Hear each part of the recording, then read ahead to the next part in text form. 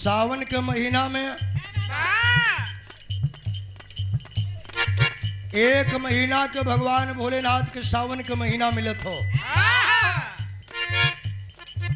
कांवरिया लेके कांवर पैदल यात्रा करते हैं, अपनी मिन्नत लेके जाते हैं बाबा के दरबार में। कोई कांवर का भक्त भगवान के दरबार में गया है और जा करके कहता है, हे भोलेनाथ एक मांगन हमार हो, यह हमारी इच्छा का पूर्ति कर देबा। इस समझ ल कि हम पूरी जिंदगी तोहरे बीच में कांवर लेके आई। राकेश भैया समय कम है, एक लाइन लगा के। भोला पूजी राउर गोड़ चाही चंदा चकोर,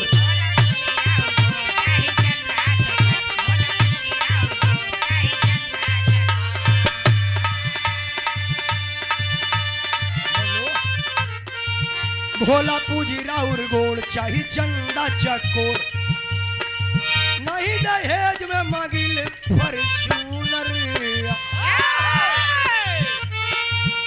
हमार शादी भगवान भोलेनाथ ऐसन जगह करा दा, हमका दहेज में फॉर्च्यूनर मोटरसाइकिल कुछो न चाहिए, लेकिन एक चीज बढ़िया चाहिए बस।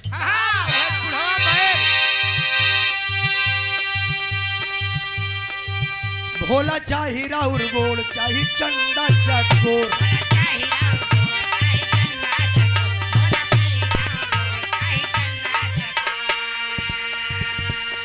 नहीं दहेज में मांगिल फॉर्च्यूनर। सब हो के हुनर में हरारू चाही सुनर, हरारू चाहिए सब हो के